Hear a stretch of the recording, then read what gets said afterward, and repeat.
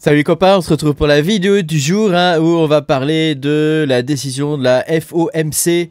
On va voir un petit peu si, en fonction de ce qu'il nous raconte, ce qui pourrait se passer. C'est-à-dire en gros, est-ce qu'on va avoir une alt season ou pas quoi. En gros c'est ça quoi. Pense à mettre un petit pouce bleu, à t'abonner à la chaîne si t'es pas abonné. Je te rappelle que tu peux me soutenir en allant sur patreon.com/makertronic. Voilà, tu sais que moi je fais des vidéos de mineurs. Donc voilà, je suis mineur moi-même, donc voilà, si tu veux faire du minage ou des choses comme ça, que le minage c'est quelque chose qui peut t'intéresser, voilà, tu peux me soutenir et du coup tu auras mes vidéos qui sont dédiées au minage de crypto-monnaies, c'est des vidéos qui sont exclusives. Alors on va pouvoir commencer cette... Ah oui, il y a un dernier truc, je suis pas conseiller financier, donc moi tout ce que je te dis là, c'est ce que moi je pense, après toi tu en fais ce que tu veux quoi, et si tu veux un conseiller financier, va voir un conseiller financier, inutile de regarder ma vidéo, T'as compris? Bon, on va pouvoir commencer. Donc, pour le coup, tu sais que demain, c'est-à-dire le 17 septembre, on va avoir donc la Fed qui va, tu vois, je crois que c'est ça, c'est le 17 septembre. Il me semble, voilà, septembre 16-17, tu vois, on va avoir donc la décision de la FOMC avec un discours donc de notre ami Jérôme Powell, le tout-puissant Jérôme Powell qui fait la pluie et le beau temps sur les marchés et maintenant probablement aussi sur les marchés crypto vu que Bitcoin maintenant est quand même pas mal institutionnalisé.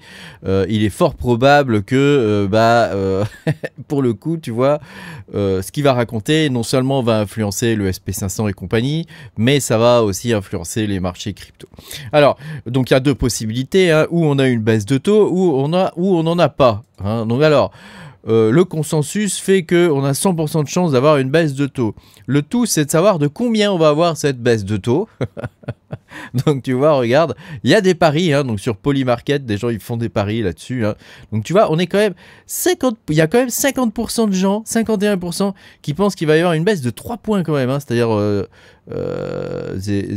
ouais, c'est ça, 3 points. Donc ensuite, 2 points, il y a 33%. 4 points, il y a 9% quand même, là ils sont plus raisonnables. 1 point, il n'y a que 3%. Donc tu vois quand même, c'est assez impressionnant. Alors, qu'est-ce que ça veut dire? Normalement, c'est quelque chose qui est positif, mais parce qu'il y a un mais. Et on va en parler un petit peu après. Déjà, on va voir les effets positifs de la baisse des taux. Il faut savoir que s'il baisse les taux, c'est qu'il y a une raison. Et on va l'évoquer un petit peu plus tard dans la vidéo, cette raison, mais c'est que peut-être qu'il y a des problèmes au niveau de l'économie des États-Unis, quoi.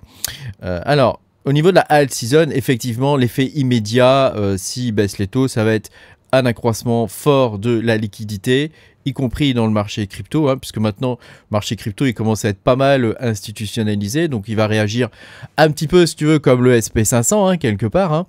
Donc du coup, il va y avoir plus, ça va stimuler la croissance, et on devrait avoir des marchés qui vont exploser. Alors, en règle générale, la moyenne, c'est plus 16% dans l'année, après une augmentation, après une baisse des taux de la Fed. Donc on a en moyenne 16%. Donc tu vois, c'est quand même pas mal quoi. Évidemment, ça va pas toucher toutes les cryptos. Tu as des cryptos qui vont pas monter, des cryptos qui vont monter. Bon, tu vois, c'est comme d'habitude, c'est une moyenne quoi. Tu as des cryptos qui vont monter probablement beaucoup plus. Alors évidemment, moi je pense que l'intérêt c'est de miser sur les cryptos où il y a un ETF, tu vois. Parce que simplement, comme les institutionnels peuvent rentrer facilement dedans, tu vois, sur du Doge, sur du Sol, tu vois, des trucs comme ça, obligé que ça facilite la vie. Alors, il y a un mais quand même dans tout ça, c'est que s'il y a une baisse des taux, il faut bien comprendre que la baisse des taux, ça va amener de l'oxygène sur les marchés. Alors, imagine, tu es dans une maison, toi, tu es dans une maison, on t'amène de l'oxygène, si tout va bien dans ta maison, tu respires bien, tu vois, tu respires bien, tout va bien et tout, c'est la teuf. Mais s'il y a le feu, ça va augmenter le feu, tu comprends? Le feu dans ta maison va prendre de plus belle. D'ailleurs, on dit souvent de ne pas ouvrir les fenêtres quand il y a un feu, parce que ça alimente le feu, quoi, tu vois. Donc, on est un peu dans ce cadre-là, quoi. Je voulais te prendre une image pour essayer de te simplifier le truc. Mais si l'économie des États-Unis va pas très très bien, et pour le coup, ça pourrait quand même poser problème. Alors, pas à très court terme, mais à moyen terme, c'est-à-dire dans l'année. Dans l'année, il risque d'y avoir un gros souci. Alors, je vais te montrer un petit peu J'ai demandé à Grok de me faire un résumé de la dernière réunion du FOMC le 22 août, tu vois, de Jérôme Powell. Jerome Powell nous a fait un grand discours et il nous a raconté plein de choses. Alors, il nous a dit quand même que il y avait donc... Attends, je retrouve mes billets. Et il nous a dit qu'il y avait donc l'inflation. L'inflation a augmenté sur les 12 derniers mois. Avec donc une inflation sous-jacente, donc le corps PCE à 2,9%.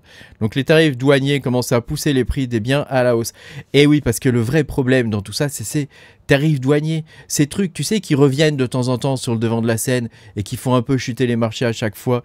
C'est ça actuellement le vrai problème, quoi. Donc l'inflation actuellement...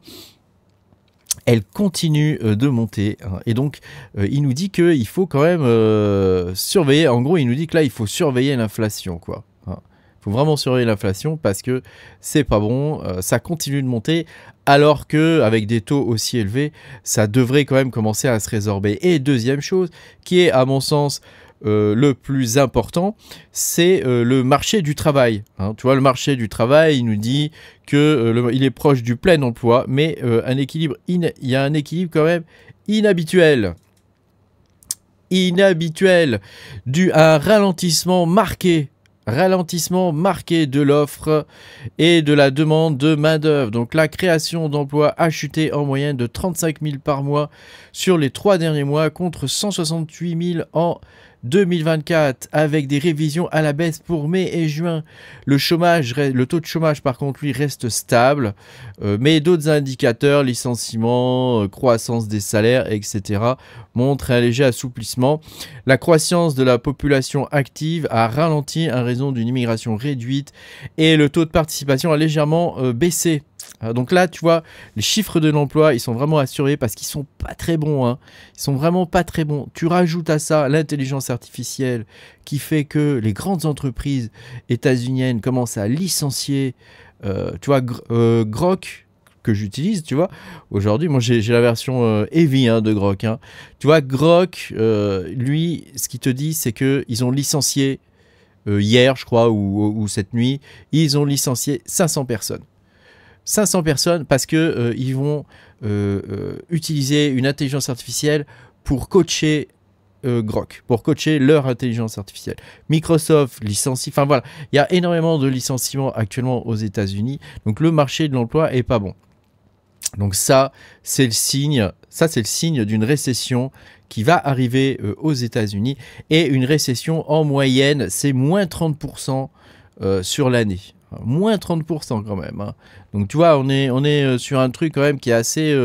qui pique un peu. Hein. Donc tu vois, ça je t'ai mis tu vois, le United States Unemployment Rate, tu vois. Donc là, en août, on est à 4,3%. Hein. Donc tu vois, c'est quand même assez pénible. Si on fait en change, tu vois, on a pris un point. Hein. On a pris... Ouais, c'est ça. Donc tu vois, ça craint quand même. Ça craint. Hein. Une récession, ça veut dire quoi? Ça veut dire que donc les bénéfices des entreprises vont chuter, que le spread des crédits vont s'élargir, que les marchés vont plonger. Ça va piquer, ça va piquer. Alors si ça arrive évidemment, parce que c'est pas sûr que ça arrive. Hein. On n'en sait rien, hein, on n'en sait rien. Hein. Mais le tout, c'est de bien comprendre dans quel état est l'économie au moment donné où arrive la baisse des taux. Parce que tu vois, si l'économie, elle est en train de ralentir, et c'est ce qui est en train de se passer à mon avis, hein, si l'économie est en train de ralentir, une baisse des taux, c'est pas forcément bon, tu comprends? Alors oui, il va y avoir la planche à billets, donc pour un court laps de temps, c'est-à-dire en gros jusqu'à décembre, hein, en gros jusqu'à décembre, on va avoir de l'argent frais qui va arriver sur les marchés, mais d'un autre côté, voilà, ça risque de... Enfin, je veux dire, on voit le bear market qui commence déjà à se profiler juste après, quoi. Hein. Et ça, il va falloir faire quand même très attention parce que ça peut arriver très très vite. Alors on a déjà vu ce genre de choses en 2001 et en 2008, hein. C'était à peu près le même contexte, hein, avec une inflation qui augmente, une consommation des ménages qui ralentit, on a une activité économique qui se contracte, et donc tout ça c'est toujours aux États-Unis évidemment, hein, et on a un marché de l'emploi qui est en train de faiblir. Tu vois, ça c'est déjà arrivé en 2001 et en 2008, et voilà, tu comprends que... y a des gros problèmes qui se profilent à l'horizon. Hein.